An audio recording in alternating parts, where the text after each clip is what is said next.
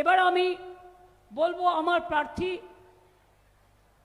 অভিজিৎ ঘটক কুলটি, ওকে জোড়াফুল চিহ্নে ভোট দিন। হরেরাম ভোট দেবে, কিন্তু আমি হরেরামকে একটা রিকোয়েস্ট করব, তোমার ছেলেকে বলো লাল লাইটের গাড়ি যেন ইউজ না করে। আমি এখন থেকে সতর্ক করলাম। কি বললেন? ঠিকই বললেন তো। মানে কি কি বললেন শুনলে তো তুমি? আর কি আমার কাছে জিজ্ঞাসা করছো? তুমি তো শুনেছ কি বললেন।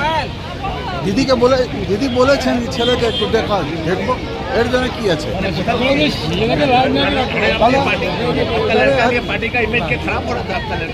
जीतेंगे, लड़का की बात अलग छोड़िए। जमुरिया में कोई पार्टी का नहीं होने वाला, वहाँ जीतेंगे और सबसे ज्यादा वोट। দিদি যেটা বললো কি আপনার ছেলের জন্য আপনার ইমেজ খারাপ হচ্ছে, আপনার ইমেজ এটা তো বলেন নাই, বলেন ছেলেকে দেখো। হ্যাঁ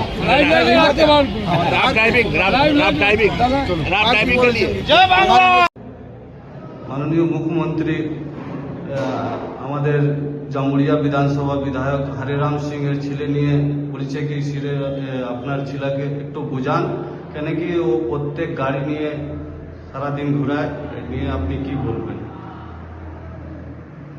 আমাদের শ্রদ্ধেয় মাননীয় মুখ্যমন্ত্রী মমতা ব্যানার্জি আজ আমাদের রানীগঞ্জের কোনো এলাকায় এসেছিলেন এবং তিনি আমাদের সদ্য প্রাক্তন বিধায়ক মাননীয় শ্রীযুক্ত হরিরাম সিং মহাশয়ের পুত্রকে নিয়ে কিছুটা সাবধানবাণী শুনিয়েছেন। সেটা আমি শুনলাম, জানলাম। দেখুন, জামুরিয়া খুবই শান্তপ্রবণ এরিয়া এবং জামুরিয়াতে ঠিক কী বলবো আপনাকে, এখানে আমরা কখনো কোনো বিশৃঙ্খলা শুনিনি বা দেখিনি। তো আজ যখন মুখ্যমন্ত্রী কথাটা বলছেন, তার মানে আমরা বা জামুরিয়া বিধানসভার সমস্ত জনগণ যে দাবি করছিল উনি প্রচুর গাড়ি নিয়ে ঘুরে বেড়াচ্ছেন, নীলবাতি নিয়ে ঘুরে বেড়াচ্ছেন, তো সেক্ষেত্রে আমার মনে হয় মাননীয়া আমাদের দাবিকে মান্যতা দিলেন যে আমরা এতদিন ধরে যেটা ডিমান্ড করছিলাম, বলছিলাম আমাদের যে এটা বিধায়ক যদি হতেন তাহলে ঠিক আছে, কিন্তু বিধায়কের পুত্র এটা করাটা আমি জানি না কতটা সমীচীন।